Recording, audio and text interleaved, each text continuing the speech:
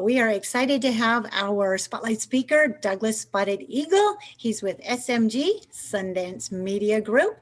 Douglas has incorporated his years of imaging and aviation experience into the best practices for everything in the drone industry. He has frequently been asked to be a speaker and a consultant for UAV cinematography and public safety. They also put on an amazing night operations demonstration. If you haven't seen it, I highly recommend it. Douglas, thank you for joining us today. Today for our spotlight speaker, if you don't remember, we are doing Douglas Spotted Eagle. He's with SMG, Sundance Media Group. And Douglas has incorporated his years of imaging and aviation experience to the best practices for everything in the drone industry, the UAV, UAS. He's also been a guest speaker and a consultant for UAV cinematography. That was the first time I ever met him. And then he does public safety. They do an amazing night operations demonstration. If you have not checked that out, definitely recommend seeing that. It is amazing. But today he's here to share about the Autel EVO II, which I can't wait to hear about because I'm really interested in this drone for myself. All right, Douglas, I'm going to bump you over to our spotlight. Thank you, Douglas, for joining us.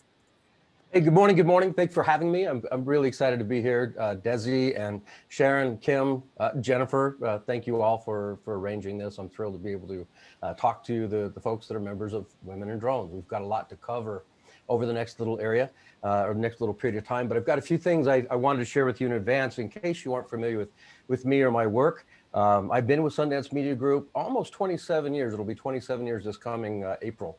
So we've been around for quite some period of time. Jennifer Pigeon acquired the company from my business partner and I back in 2012. So she is now the owner, operator, and COO, creator of opportunities at Sundance Media Group. And I know she's very active in the Women in Drones group. Our background has traditionally been in broadcast engineering and broadcast training. And in 2010, we took a small pivot and started getting involved in drone for broadcast or drones for journalism. I'm told we coined the phrase dronealism. I don't know if that's accurate or not, but we began using that term back in 2010, and we held the very first training conference for unmanned aircraft and journalism in 2011 in Las Vegas, Nevada, at the National Association of Broadcasters show. So we started seeing a lot taking place there. And even at that show, we had producers from Sinclair, which is one of the biggest news organizations in the world. Sinclair had 3 female journalists that came to that training program to become dronalists or to learn how to fly drones for journalism. So there have been women involved in this side of the industry for quite some time. In addition to the work that we have done at those kinds of conferences, I'm also the co-author of a couple of books. We've got a sort of the industry standard book on night flight. So if you're looking to know much about night flight, there's a book out there. I think Women in Drones has that in their catalog. And then also a book in real estate imaging. So that's another one, but I don't want to get bogged down into that too long. One thing I want to mention about National Association of Broadcasters, what's known as NAB, that show is back live in October of 2021. And I mention that because Sundance Media Group is producing the drone training conference again at NAB here in Las Vegas in October. So if you're interested, reach out to Jennifer. She can give you some information about what's happening there. And I believe they're going to be working out some specials for the folks in Women in Drones. So with that, I think we'll just dive right into the presentation. It's important that you understand the opinions I expressed this morning are opinions of my own, and they do not come from Autel. So anything you have or that you hear me say is coming from me rather than from the company. We're not a sales vehicle. We're not involved in sales of product at all. So I want to make that very, very clear. So with that said, let's just dive right into the bit here that's going to be a little bit of PowerPoint. So I'm going to show you 3 different aircraft this morning. The first is going to be the Autel 8K, which is just known as the EVO II. Then there's the 6K, which is known as the EVO II Pro.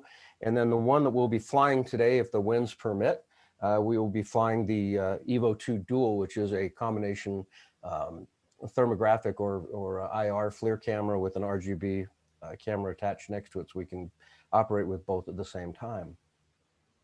So as I mentioned, there's these 3 different airframes.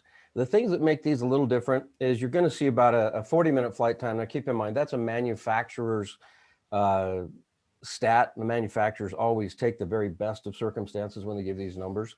Count on having between 35 and 38 minutes of flight, depending on the aircraft and other environmental considerations. We've flown in very, very cold weather, and by very cold, I mean down at +9 Fahrenheit. You're able to get about 22 to 25 minutes of flight. If you have payload, of course, that number will change. But it's also got an omnidirectional obstacle avoidance system. So it's a 360-degree obstacle avoidance system. It's pretty hard to fly this into an object. Now, like all of the OA systems that are out there, it's not going to see things like thin telephone wires or really thin trees with the leaves gone, that kind of thing. If you've got a tree with leaves on it, it's definitely going to see that. But in the wintertime months where you've got these very sparse trees that are very thin, it can get pretty challenging. That said, even in those fine environments, it works pretty well. Okay. All right. Another thing is you've got a pretty good range out of the system. The manufacturer advertises a 5.5-mile range. I will just simply articulate that this is under the most optimal of conditions. If you go out to Death Valley where there's no RF and so forth, you will achieve 5.5 miles. If you're in a typical urban environment, count on 1.5 miles to 1.75 miles in most areas. If you add an extender, you can add some additional range to the aircraft. Yes, you can turn off the OA to get closer to subjects, Vic. And I will address the half third versus the 6K in a minute. You have a top speed of 45 miles per hour. You will have to disable the obstacle avoidance to achieve that kind of a speed. The system does have a regulator built into it, so you can put a governor on and fly the aircraft as slow as 7 miles per hour while maintaining staying aloft. You can set it to a maximum speed of 11, a maximum speed of 22, or you can turn off OA and get all the way up to 45 miles per hour if that's where you want to go. The payloads are all interchangeable. So if you purchase one aircraft and then you decide that you want another payload, no big deal. You just 4 screws, about 5 minutes. One thing I will tell you is that although Autel advertises interchangeable payloads, you don't want to be doing switching your payloads out in the field if you're in a rugged environment. Those screws are really tiny, and if you lose one, it's not going to be a good day. Talk briefly about the controller, because the controller for the system is really quite small. And just to give you an idea of overall physical size, this is the controller here. So you've got 2 antennae on it. You've got a phone holder device here that'll hold a pretty good size phone. You can hold basically a phablet, but it won't take say a 7-inch iPad. There are adapters made by many companies that can remove this. And in fact, in our operations, we remove these entirely. We just don't use them. We have a different mechanism through which we work, so we don't have a cell phone on here. It really drives me nuts trying to look at a little screen on here, so I prefer to work with something a little larger. Needless to say, this is the overall size of the remote, so you get a pretty good idea of how it ergonomics fit into your hand. But what does it offer? Well, a couple things. You got a 3.3-inch OLED screen, which is pretty bright. Works okay in bright daylight because of its size. You've got a 4-hour battery life. One of the things I really like about the Autel system is that you can attach a battery bank to it while you're in flight and just simply keep it charged all day long. If you plug a battery bank into it, it will self-discharge its battery down to 75%, and then it begins charging at the 75% point. So you literally can fly for days and days and days and days. Now, you don't need to connect a mobile device. The screen also has a video screen built into it. So if you're working in areas where you need to run and gun and go quickly, and you can deal with the smaller screen, then you can have this up in the air and broadcasting video easily in under 30 seconds. You can control just about everything right off the controller screen. It does become clumsy when you're trying to adjust camera settings on this little tiny screen using a rotary dial to maneuver the cursor, but you can do that. Now here it says no need to make an account to fly your drone. That has recently shifted as of 2 weeks ago, so I need to remove that from their slide. But you do have to register the drone, but you only are registering the serial number. They don't ask for your name, address, etc. You have access to all of the telemetry through the remote, so you can see virtually everything you need to see, be it lat long or see your speed, altitude, distance away from you, gimbal pitch, etc. And I've already mentioned that you can get this up in the air in 30 seconds or less. We held a competition here just before COVID with the EVO II, and the fastest we were able to get it up in the air was 19 seconds. So you can get it up in the air very, very quickly if needed. And in terms of viewing things, here's what the view screen looks like. Is we have full manual control over the camera as well as automated control over the camera. We can see what mode we're in. Moving off to the left, we have a full settings menu. Now, the way that these things are accessed in the remote, if you're not using a display system, is there is a rotary dial on the back here, and this rotary dial has an indent that clicks in. So this is how you execute a move, and to shift from menu to menu, you just simply use the rotary dial, and that gets you from place to place. Right next to that is a display button. So when you click this button, this transfers from being just an indication of obstacle avoidance and your telemetry to being the video screen, or back to being just a telemetry screen with your obstacle avoidance visualizations built onto it. So you can switch back and forth. If you do have a device plugged in, you cannot switch back and forth. So when you've got a mobile device or tablet plugged in, you will not be able to switch back and forth between the two screens. And I'll show you the interface here in just a couple of moments. In fact, you know what? Let's just do that right now. So I'm going to switch over to, I don't have this particular app plugged into anything here. Oops, there we go. But this is the app, and I've got this live up on my screen. It's not currently plugged into a drone, so we can see an NA up there. So this is an area where we frequently fly. There's a few things we can do in here, but let's just quickly go through the menu first. So you've got something called Novice Mode for those of you who are new to the aircraft, not necessarily new to drones, but new to the aircraft. The Novice Mode is a great way to start learning. It limits the distance and the altitude and speed. All of the intelligent flight modes that are available are disabled. It's also quite capable of flying indoors. So this is why it's quite popular with many different SWAT teams and so forth. And I'll show you an indoor config here in just a moment. But in the indoor mode, it's a little challenge for the obstacle avoidance and so on and so forth. But it does fly quite well in a non-GPS environment. We can set up things like our go home altitudes, etc. It's got this speed feature on here called ludicrous.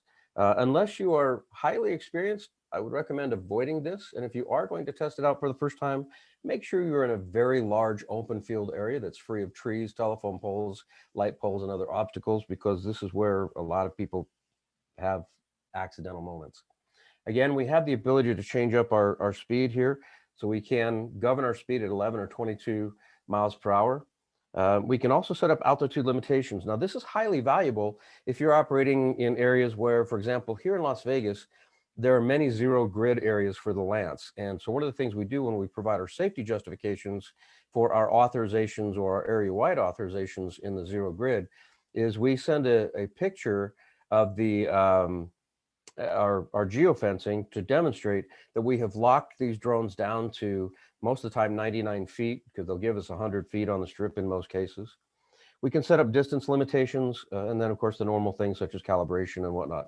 And one of the things that is really valuable for those of you that are just coming to Autel, and especially if you're coming from the DJI world, DJI and Autel feel very differently. It's kind of like the difference of driving I don't know, a Toyota Camry and then moving to a Ferrari. They're very different feeling vehicles.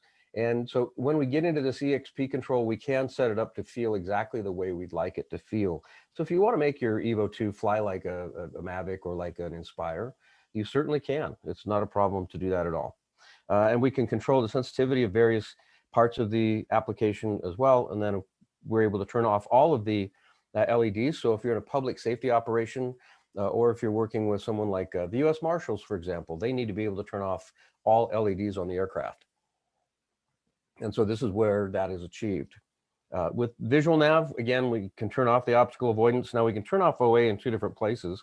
We can turn it off here, or when we're in the home screen, you see the red button that's up there in the upper right corner. Turning on and off that red button will turn on and off your obstacle avoidance. Let's go back to our menus real quick. Our remote control, again, we can calibrate, change the modes. But one of the things that I really love is that we have some customizable buttons on the back of the remote control. And these can be customized to do different kinds of things. So we've got a couple of different selections here. So for example, some people put the obstacle avoidance on a button instead of touching the screen, which is how we do it because our screen is not attached to our remote control. But being able to turn on and off the auto exposure is pretty valuable.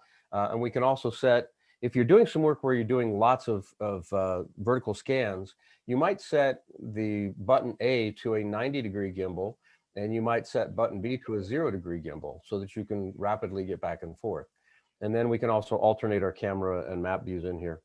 I'm going to skip over a couple of things here.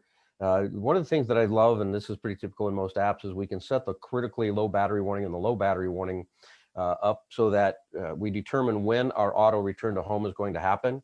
And then also in there, we can set up a discharge time. So in other words, many of us will prep up for a flight, for a mission, and all of a sudden something happens where that mission isn't going to happen. And we can either go through the headache of discharging every battery, or we can set the batteries up to automatically discharge. So in this case, you might set them down to discharge every 4 days, but you can go through and adapt all that. We don't have a battery in there right now, but this is where we would identify our battery logs and so forth. Same thing with the gimbal. We have a couple of different adjustable modes here with the gimbal. Of course, we can calibrate it, which is important, but the thing that's most important is the gimbal sensitivity. So this is a place where you can set that gimbal up to operate cinematically or operate in a specific speed. So for example, if you're doing inspections and whatnot, and you don't want to think about your gimbal pitch, or in other words, you just want to be able to pedal to the metal, floor it, and have it move at a certain rate, you can change that pitch at whatever that rate is without worrying about what your fingers are doing or how accurate your fingers are working. And then last but not least, the normal setups. The most important thing here is the home point, the fact that we can have the home point be where we took off from or from where the remote is operating. So if you're in a dynamic environment where you're needing to move, for example, maybe you're in a hazmat situation and the situation has shifted. So where you took off is no longer accessible. The aircraft will return to where the pilot is as opposed to where it took off. There are a number of other things, but I just don't want to get too bogged down in it. Let's look at a couple of other things that make this a highly valuable tool for most folks. So when we're in the manual flight mode, we have a number of intelligent modes that are available to us. Dynamic track, where we can track people. Tripod track, again, being able to track people a little smoother. Dynamic track is not very smooth at all. It's as its name implies, dynamic. It can be a parallel track, where we'll follow to the side of someone, so the nose is always at a perpendicular angle. We can do automated orbits, and we can do smart orbits. We can use gesture controls. We don't use many of these things because they're more aimed at the consumer user, but they are valuable for some folks. Look at their mission planning tool, though. So we're going to click on that red A up in the top. This takes us to a dialog that chooses camera or mission. We're going to open up a mission, and so here's a piece that we did out in Omaha a couple of weeks ago. You can take a second for that map to come up. Oh, actually, it might not. I deleted that particular map and left the pylon on. So let me go somewhere here. All right. So here's a very small mission in an area that assembles, and this will give us an idea of how long it's going to take to fly a mission, et cetera. But let me just show you how we're going to set up a mission. So we're going to go set up a new mission. We'll create a polygon mission here. And let's imagine we want to capture this empty field that's over here to the side. Create project, pretty simple. It automatically puts up a grid, much like most of the other products do. Go down here and tell it where we want the aircraft to fly. And in this particular case, I want the aircraft to capture that little side area that we can see right there. So I'm going to just create a little side angle. And there we've got our overall mission area. Now to edit the parameters of that mission, for example, right now it's just a straight ahead lawnmower grid. If I want to turn this into a double grid, or what we would call a closed grid, just go and turn on the dual grid. And I just realized that part is not showing on the screen that you're looking at. Pardon me, let me see if I can. Apple products don't always show everything over HDMI. Nope, I'm not quite getting that up for you. All right, so you can see that I've created the double grid. I'm going to change out the altitude real quick here. This can be done by typing a number or by using a slider. So I'm going to set this up to be 65-foot flight.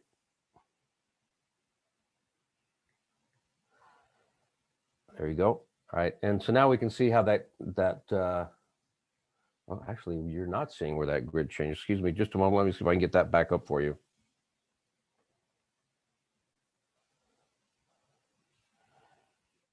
No, this is not carrying live data over, so I'm just going to abandon the app. I didn't realize we were locked up there. This is. I'll go back to our screen here. I'll have Jennifer show you the mission here in just a moment as we get there. Let's just roll on. So the EVO II, that's the 8K. That's the standard payload. The 8K can be, again, converted easily into the dual, which has got the FLIR camera as well as the 8K camera. And then you have also the 6K camera. So what many organizations will do is those organizations will go out and they'll purchase a Pro and then later decide they want to have the dual so that they've got the thermal camera as well as the 8K. Both are pretty good for mapping. The 8K is a little bit less of a quality because it's a half-third imager versus the 1 inch that's found in the Pro. So someone asked a question a few minutes ago, why is it a half-third versus the 1 inch? Well, it basically boils down to cost. A half-third imagers are very inexpensive. They are Sony imagers. Autel exclusively uses Sony imagers in their product. And the half-third is ubiquitous. It's been around for a long time. It's what you find in the smaller Sony CX series cameras. And then they have the 1 inch that's available in the RX series camera, which is basically what the 6K is an RX 100 series camera built into a gimbal. So this is why that 1 inch costs a little bit more.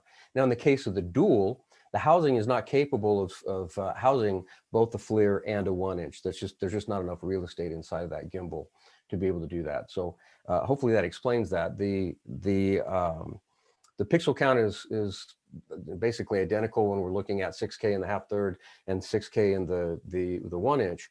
But in the 1 inch, because the pixels are capable of being spread farther apart, what we call channeled, what ends up happening is we can get more light.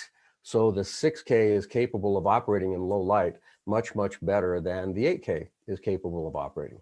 So at the end of the day, really what you need to know is if you want a drone that's just practical for all kinds of purposes and mapping is a small component of what you're doing, the 8K is a great aircraft to have. If mapping is your primary focus, the 6K is the aircraft that you're going to want to have. If you're public safety, I think if your forensics team is going to want to have that 1 inch and your traffic and hazmat SWAT teams and so forth, they're going to want that thermal camera. So these are just different cameras that fit into all kinds of different verticals depending on what it is that you need to achieve. And we'll look at some maps here in just a minute. There you go. All right. So kind of mentioned, who's using it. Public safety is a huge consumer of this. The product is compatible with DroneSense. It also is compatible with AirData and a few other tools that are out there. It works really well with Drone Deploy and with various mapping tools such as Pix4D. And in fact, when you purchase the EVO II Dual Rugged Bundle or the EVO II Pro Rugged Bundle, a copy of Pix4D React is included for free with that Rugged Bundle. So that's high value right there. Question is it currently compatible with DroneLink? And the answer is at this moment, no, that may change. CSI groups are using it. We'll look at some night stuff here in a little while. Construction teams. In fact, I know Linda Quackenboss, who's a lady from Women in Drones. She was recently featured in Nevada Business Magazine for some of the work she's been doing with the EVO II. She goes out and shoots construction work at 5:30, 6 o'clock in the morning while it's still cool enough to pour concrete and captures amazing content for her clients. But the EVO II Pro is what I believe she's using out there. Inspection groups, people that are doing all kinds of vertical inspections, such as communications towers, stacks, etc. These are all being people that are using the EVO II Dual.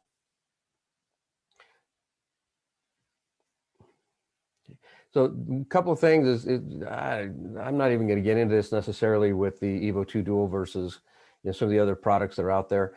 There are some things that make this a truly amazing device. So when you've got, in this case, this is the 8K. As I mentioned, you just need to remove these you can see these 4 screws that are on the top right here. This is what allows you to be able to remove the camera. And while I'm holding it, we'll look at the obstacle avoidance. You've got sensors, sensors, sensors, sensors, sensors, and sensors that give you that 360-degree obstacle avoidance. There's a couple of other things you'll note here. First off, you have sonar sensors for landing. So this is very helpful for incredibly tight, accurate landing, whether it's dark or not. You'll also notice these two lights down here on the bottom. The device is set to automatically turn on and turn off these landing lights at 20 feet in a dark environment. If it's a daylight environment, they won't engage. One of the things that can also be done, though, is in the later versions of the software, this can be turned into a strobe light. Now, it's important to note that the strobe light does not meet the FAA standard. It operates far too slow. The FAA has specific mandates about the frequency cycles, and so it must strobe between 60 and 100 hertz, and these are too slow for that. But they do provide an assist for you as a pilot to be able to see where it is at night. So you've got your anti-collision lights, and this will help be a position indicator for you. So as long as you don't intend on using this as an anti-collision light, you're going to be in great shape. Other things that are terrific is the fact that this platform can be dramatically expanded on. So same device, just significantly larger. We've got the prop guards on it. We've also got what's called from Fox, our friends at Fox Fury. It's got a device called an Exolander. That's this big device here. And this basically becomes a home point for many, many different things. So in this case, we've got their D100 spotlight searchlight mounted on the front of it from Fox Fury. This is 2200 lumens, incredibly powerful, gives you about 80 minutes, 70, 80 minutes of lighting time. This provides a beautiful beam all the way out to about a half a mile. It's completely functional up to 400 feet or so. We've been operating it typically at 150 to 200 feet. And at 150 to 200 feet, you can very comfortably read a paperback book or read a newspaper from the light on the ground without any eye strain. But other things that it's good for is if you need to mount other devices. So if you want to mount, for example, anti-collision lighting on the top, these just slide on and slide off with a button system that's been developed by Fox Fury. We've got the D3060 off to the side here. You've got a 60-degree and sorry, don't want to blind you there. So you've got a side strobe as well as what's possible as a front light or a front strobe. So you can have a side strobe and a front strobe built onto it. Now, if you buy the rugged bundles come with a kit that allows you to mount the D3060s. And that kit is necessary because that kit, it becomes the focal point or the mounting point for this large Exolander. They also have got a payload release system that can go on here, and I can just very quickly show you a couple of photos of that.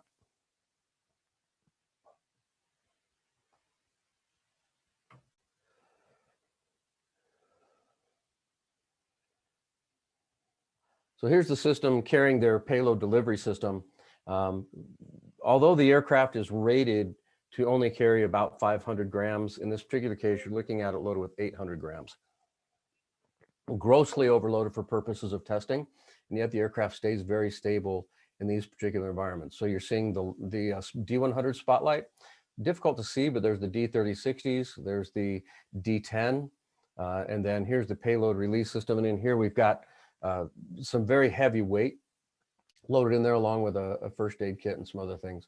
I wanted to see what it would do in remarkably challenging environments. So I jigged the drone very hard, as you can see, here. So we're swinging a tremendous amount of weight, and yet the aircraft was quite able to remain stable and so forth.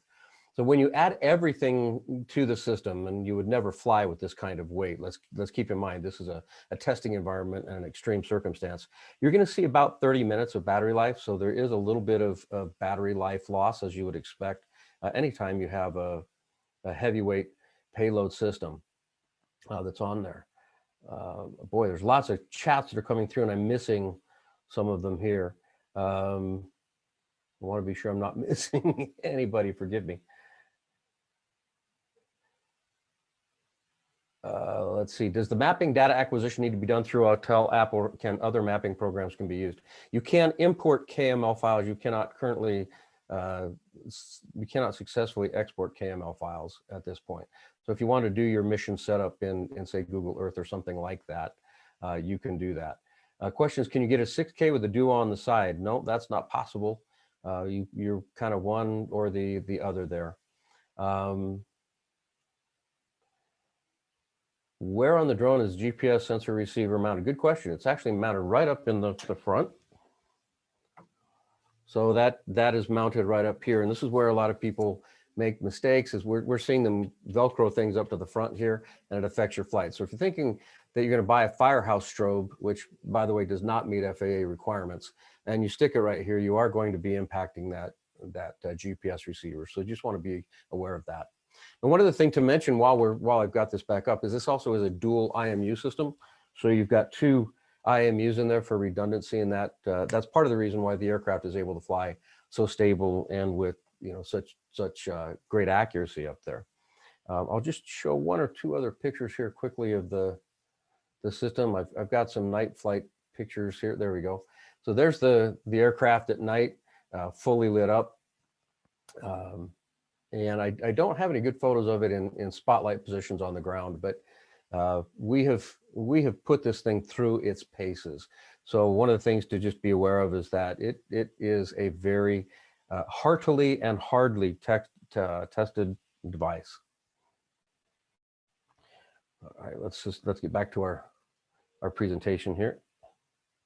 So one of the things that also is available is that you've got 25p recording. One of the things people say, well, in the 8K, how come we can't do 24p?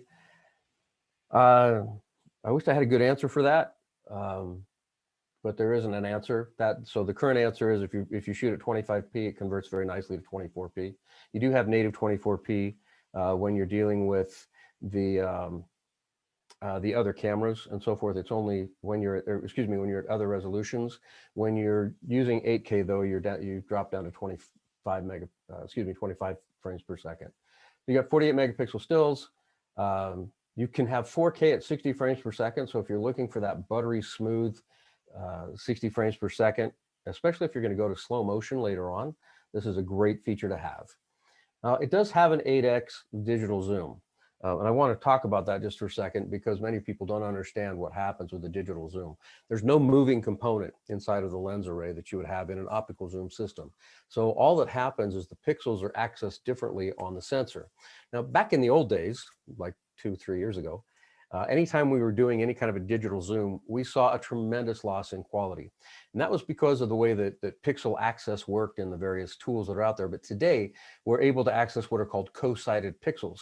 So pixels take on different behaviors depending on the zoom level at which we're operating.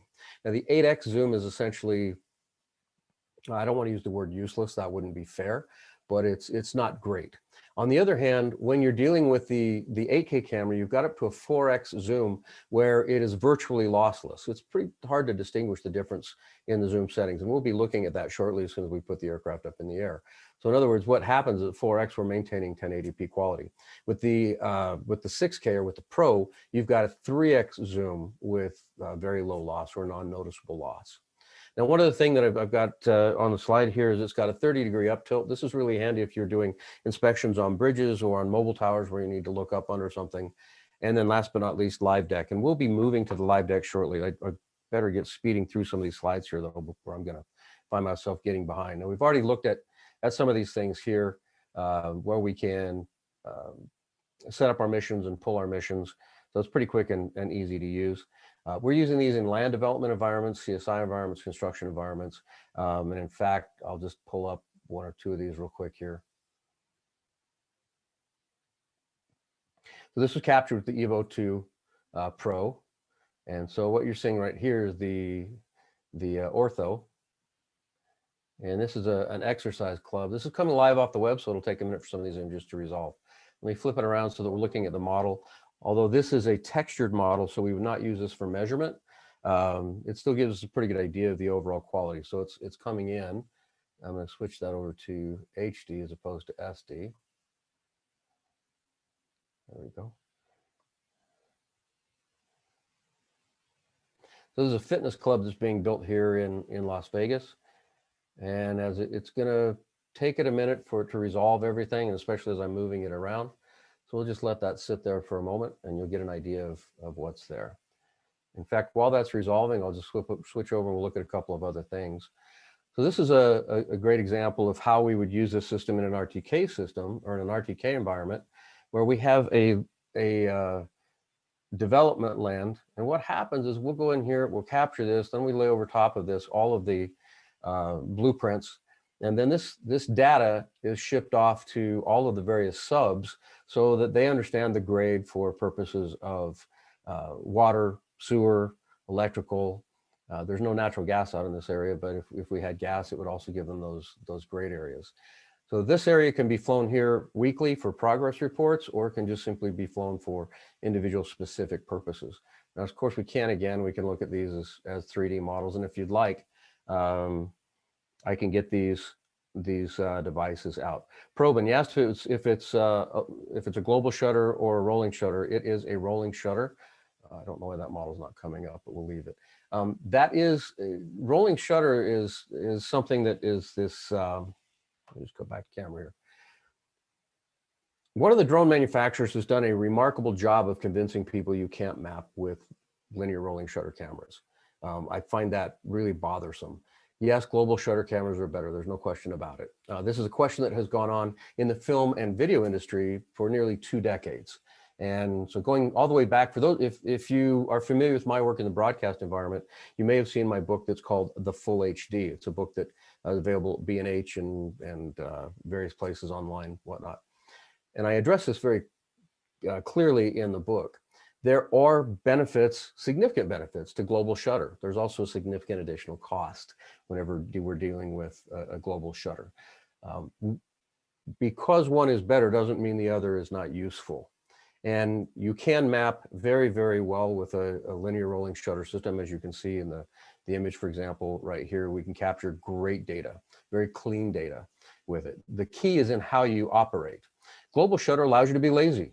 You don't have to really work as hard to get a great image. Just set it, forget it, and go. And so if you want to fly your mission at 25 miles per hour, have at it. If you're going to work with a rolling shutter or with an LRS or linear rolling shutter system or a CMOS shutter system, you just simply have to fly slower. That's really all there is to it. If you are going to be doing video and you're going to run into rolling shutter artifacts, that too is pretty easy to overcome. Just pan slowly as opposed to high-speed pans. And the human eye doesn't like high-speed pans anyway. So there are tools, mechanisms, and practices that allow you to get away from some of these challenging pieces, but I don't want to dive too deeply into this. If you're dealing with Pix4D or Drone Deploy, both are built very, very well to manage non-global shutter cameras. They have algorithms in there for non-global shutter cameras. So this is not something that you need to be concerned about. All right, let me get back to the deck here so I don't run myself too far over time. So here's a very large area map that we did for Walmart. What you're seeing on the right-hand side of the screen is the actual final output. Some of you may be familiar with the fact that Walmart was doing drone deliveries and experimenting with drone deliveries for the FAA.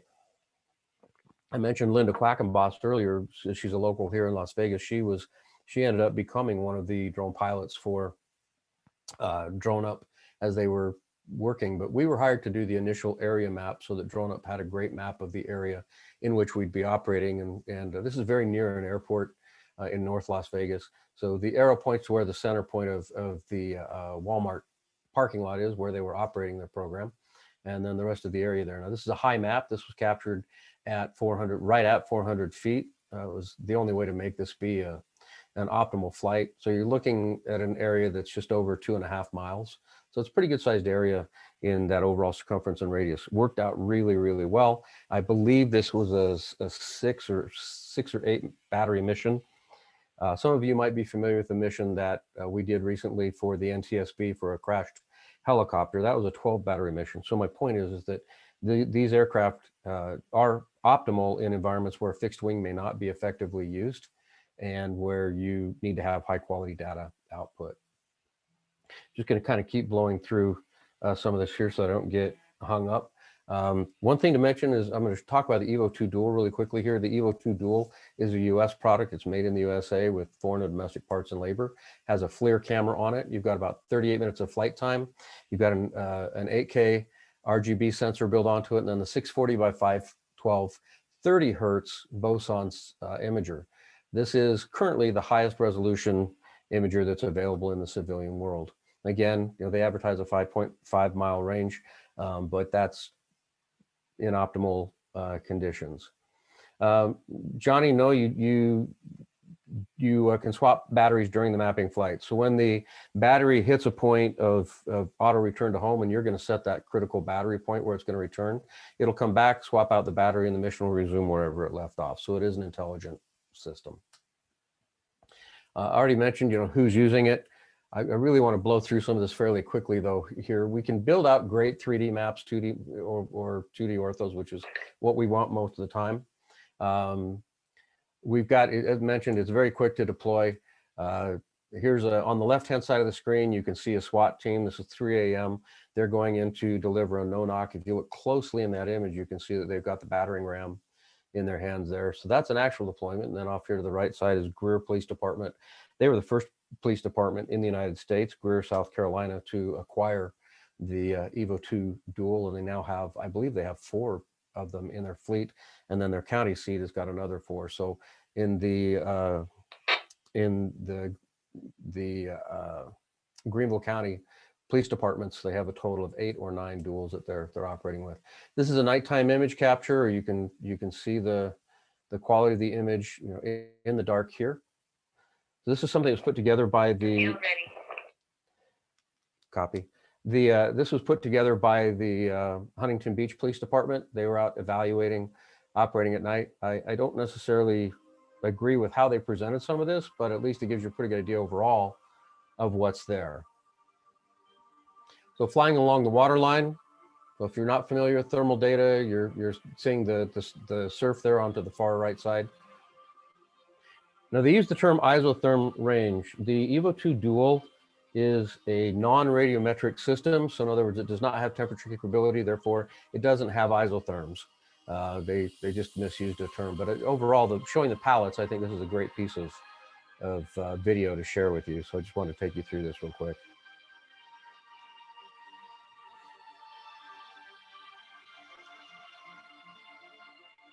You can see tracks in the tracks in the sand, and the tire tracks may become invisible just because of wind blow and so forth. But yet we'll still be able to see them because of the depth and the way that heat reflects.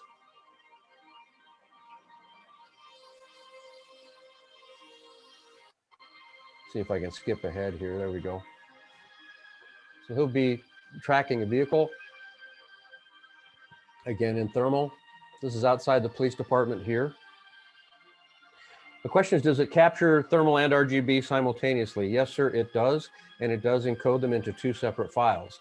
Now, those blurry areas you see in the parking lot there to the right, that's where cars have been previously parked or where cars have been recently parked, but there's no vehicles in that position there right now.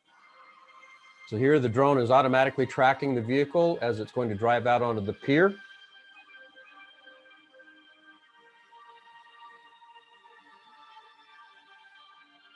So this is going to be a little jerkier than a manual flight. And again, this is because it's auto tracking the movement. Now here what's been applied is this is zoom applied on the digital zoom applied to the thermal. So this is zoomed in right now at about 4x. So we do have zoom on the thermal camera.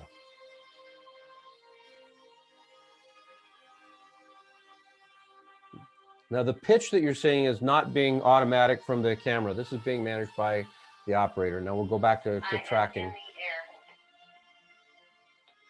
in the air. Copy, we'll be with you in a minute. All right, let's move on. I'm really excited to get to the live deck. That's where we're going to kind of punch up next. I do want to mention this scene right here. This is a scene from one of the local police departments. We had a murder here in Las Vegas where a woman's body was taken and dumped out into the desert. Tribal police and 3 different police departments had searched for the dump area. They were unable to find it. When the pilot that is flying the drone right now flew out, he was able to find tire tracks that had not been previously visible. Using the thermal drone. And so here he's just orbiting the area, but you did see those tire tracks off to the left-hand side. Because of the thermal camera and the capability, they were able to find the dump spot where the the suspect had dumped the woman's body. And there again, you can see the big tire tracks on the right, the small tire tracks there on the left, now center screen. These are the tire tracks that the suspect created when he drove into the area, and on the other side you can see where he followed a more defined road out there. So here you're seeing the aircraft at an altitude of about 80 feet. Again, very high quality capture. This is another environment. This is a live barricade. Now I'm going to point out to you, if you look right here, you can see the suspect standing underneath his porch. There's no way a human being would be able to get into this environment. He's got a rifle next to him, and he's smoking a cigarette. This allowed now this is the zoom, so they're zoomed in on him. You can see his feet right here. See his hand right here, those legs. You can't see the weapon in this particular shot, and I can't show you the whole clip as much as I'd like to. But what ended up happening was, by watching through here, we saw where the suspect walked out with a cigarette underneath the porch, and that was enough to inform the armored team that he was out of the area of the front door, and they were able to take down the front door, go in and capture the suspect without any injury or harm to anyone. So lots of different uses. I'm just going to blow through these here pretty quick.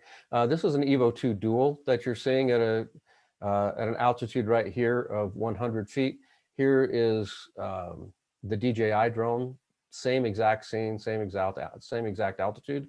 They look different because they have different lens profiles, but otherwise pretty well everything is the same.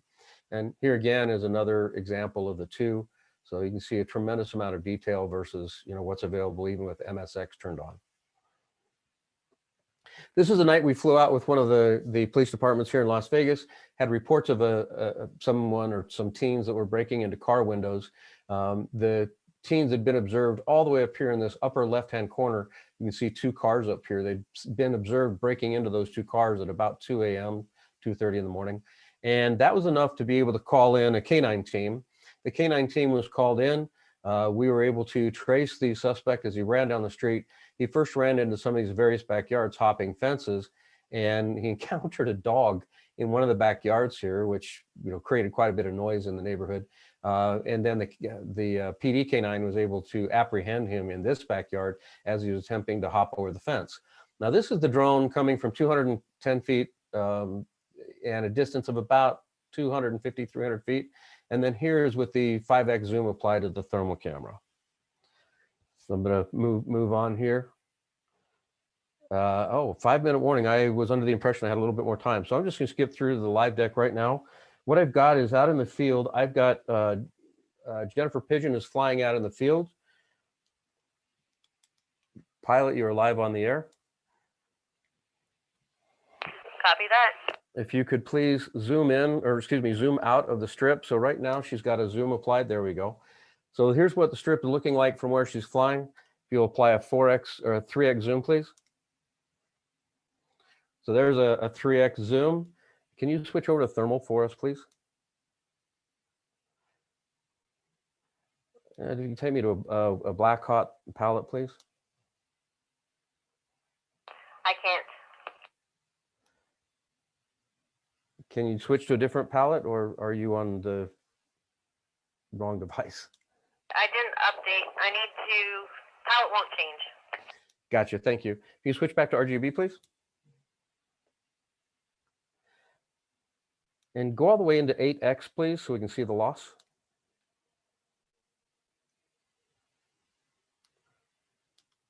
So there's an 8x zoom, so you can see what the depth of zoom is doing.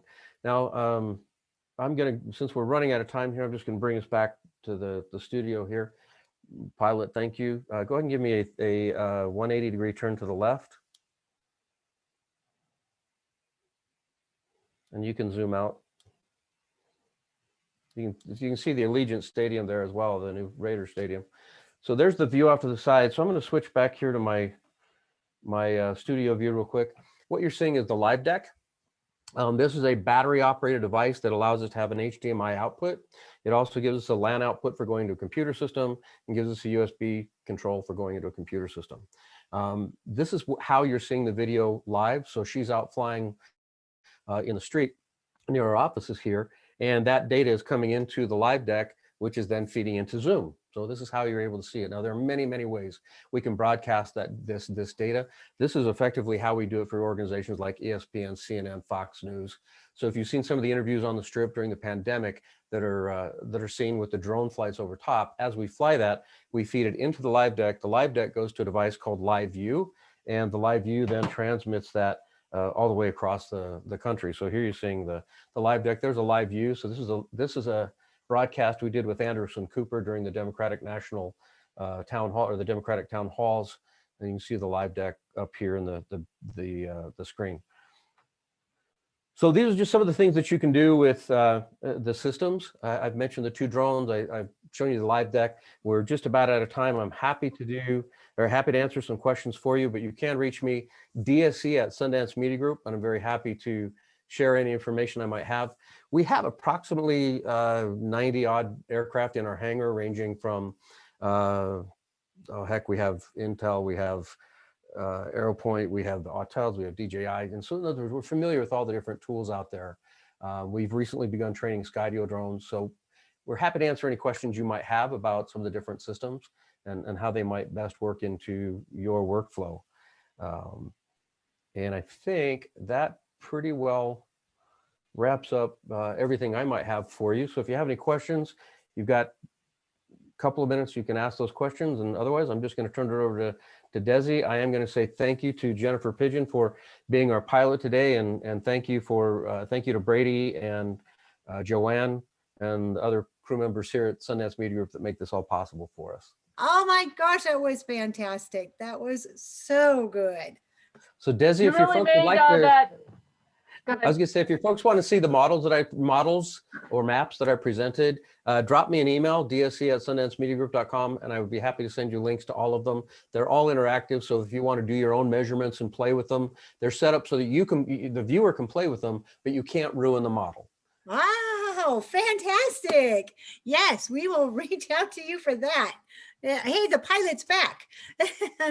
Thank you so much. And then real quick, so Jennifer and Douglas, do you guys do any kind of like training, like once people purchase that drone? Is there any further training that you do? Because you guys come with a wealth of information and knowledge.